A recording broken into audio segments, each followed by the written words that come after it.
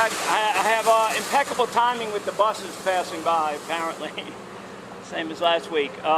Thank you, everyone, for coming out to help us keep the public informed of what's going on here at the collapse site on Canal Street. We are, as I mentioned last week, into the recovery mode. You will actually see the demolition ball starting to swing, actually in a few minutes probably. We are right now focused, as we always have been, but now we actually have moved from all the preparation work into actually doing the recovery part of this process. We expect, hopefully by the end of this week, that we will reach victim 1 on the backside. That is Quinnyon, Wimberly. The teams have been working hard to ensure that everything is safe, which is our #1 priority, is to ensure that no one is injured or worse while we're going through this process. So safety will always be our #1 priority. We have requested and received a no-fly zone through the FAA that will start Wednesday morning. In other words, when people up in these buckets trying to operate with actual humans in those buckets as opposed to just the heavy equipment moving around, we can't have any of the drones flying around and endangering those folks. This is a tricky operation, and we want to make sure that everyone is safe. So as of right now, that's where we are. We wanted to make sure that everyone was up to speed on that. As I said, all the preparation is done, and we are now fully into what we call the recovery phase of this process. We'll go ahead and take questions at this time. Can you speak more to what allowed you to start this process after all these? So we're able to get this process started after all this time because all of the preparation work has been done. The buildings on the downriver side on Canal Street have been torn down to allow the crane access there when the time comes for that demolition. The roadway and infrastructure of utilities has all been protected through matting. They put a lot of rock and mud and everything down. Then they put these large wooden mats on top to allow these heavy cranes to traverse over that without damaging it. The tower crane has been removed. That was hanging off the Canal Street side from the implosion that we did on October 20th. And so now we're able to get to the point where we can start demolishing the building little by little in an effort to safely get to the recovery of the remains.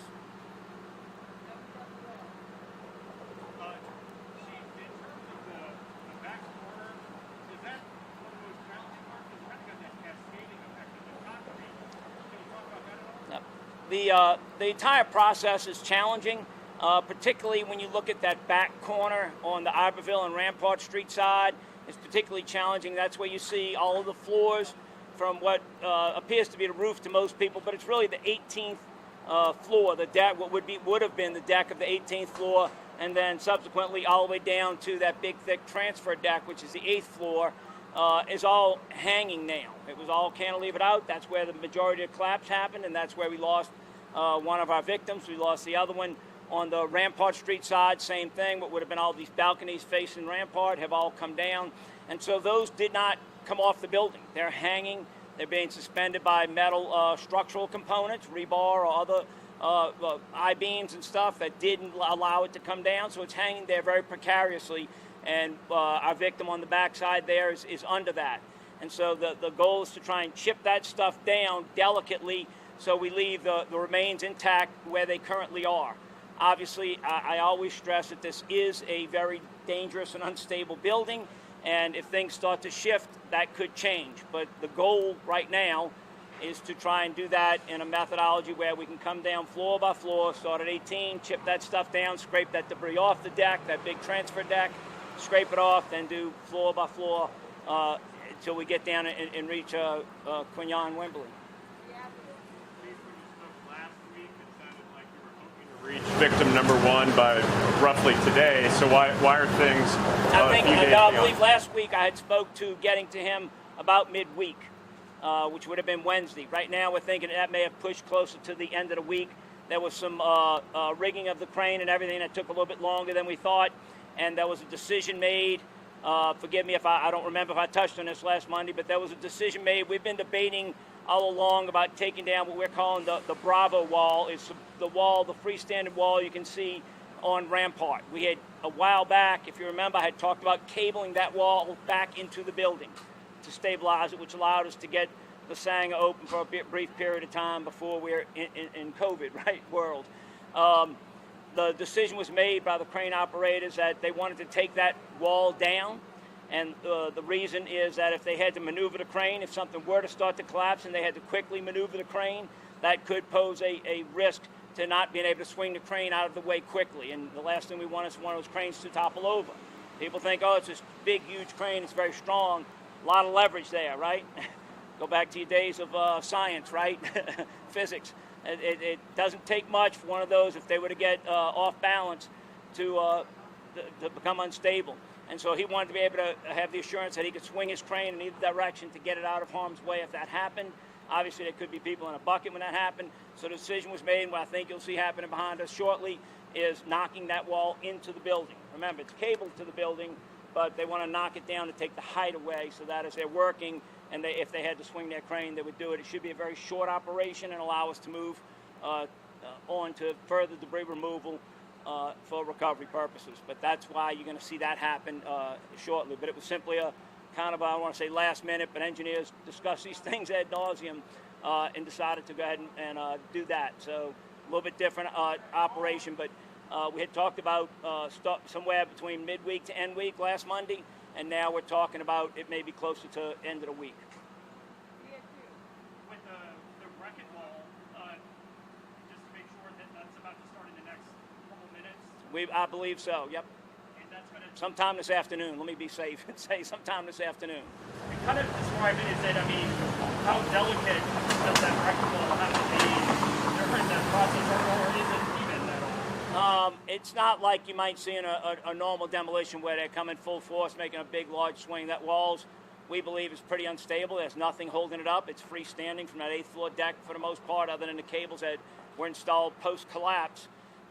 It's freestanding there, so they're thinking they're going to be able to knock it into the building rather easily and let it lay into the building, so then they can move forward with other demolition safely.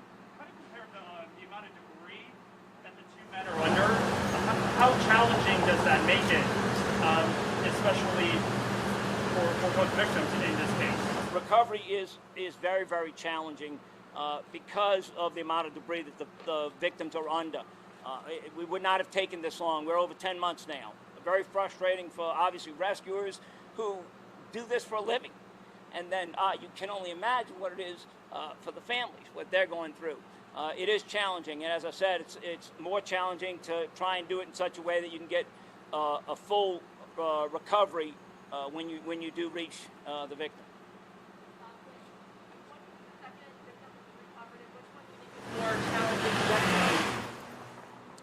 Certainly the victim on the back, Quinnyon, is more difficult because of the number of floors that are hanging off the building over him. He was on the 11th floor, and so you have 12, 13, 14, all the way up to the 18th floor that are cantilevered over, getting to him. Remember, the challenges we're facing is making sure that the rescuers can do this recovery safely. It's always about safety in one of these situations.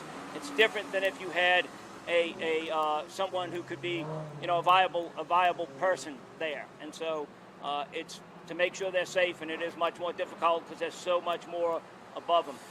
On the other victim, they're in that pile of debris you see laying on the 8th floor deck about midway down Rampart. And so that is going to be challenging also, but it'll be, removing rubble that's already collapsed. We have a little bit of hanging debris we'll remove off the face there, but other than that, the pile's there already. I'm sorry? There's that bus again. We believe the next victim we will start that. We believe we'll get to that victim's recovery by midweek the next week.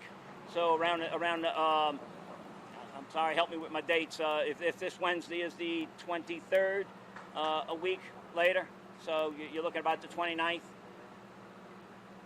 We believe we'll be getting to that recovery, and it'll go sometime in that next week.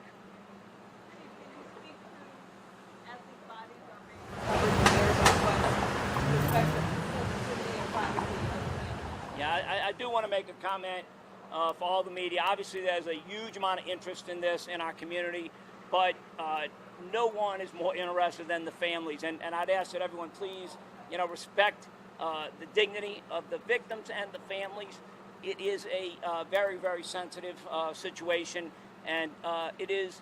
We talk about, I've been asked many a times about doing this respectfully, and how do you do it respectfully? And I'd say that's the best way that we as a community, and I don't want to tell y'all how to do y'all jobs, but I would say as people who have to cover this as part of their job, very delicate situation, that the most respectful way would be to give that family that dignity in how you cover this. Can you speak to how exactly the retrieval process goes? So once we've made it safe, all the debris is removed, and the remains can be easily accessed. We'll have a couple of buckets up there with the rescuers in it. The coroner's office will be hand in hand with us, and we have some forensic anthropologists available to us that'll work with us, and we will take and get the remains and put them into a container and immediately turn them over to the coroner, who's going to be on site with us here, and then they'll go to the coroner's office for a positive identification, and then they'll be turned over to the families. Have you heard from the families at all? I mean, what are they saying? Well, as I do talk about every week, for everyone's assurance, we talk to the families every single week. The mayor and I talk to the families every single week and keep them up to date. I am now talking to the family of the first victim that we plan on recovering every single day, starting last Thursday. What have they been saying to you as y'all are moving towards recovery? Well, obviously it's difficult, and that's why I talked about, please respect their privacy and dignity. And it's hard, it's hard to lose someone, and then particularly hard to wait 10 months, where we are now, before you can get that final closure. And so we do talk to them. They express their concern and want to make sure that everyone is safe, and they're very grateful that the mayor stays in touch with them. That now we're talking to them every single day.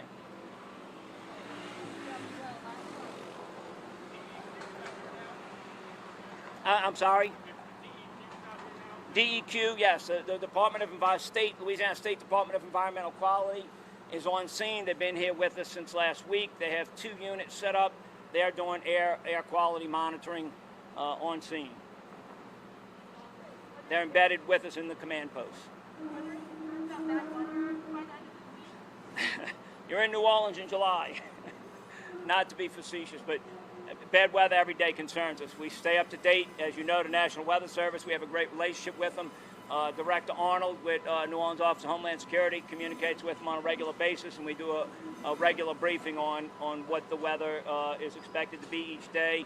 Keep the contractor up to date with that. We still meet with the contractor every morning, and keeping them briefed, and all they can do is plan for it. They can work in some bad weather. They cannot work. The cranes have to stop once lightning starts, so it gets within a certain so many miles. So it is obviously it's a concern, and it slows the process down. We lost about a day and a half last week alone with bad weather, and they've worked hard to try and keep making up for that time. But when you get these afternoon showers, seems like almost every day, it's difficult.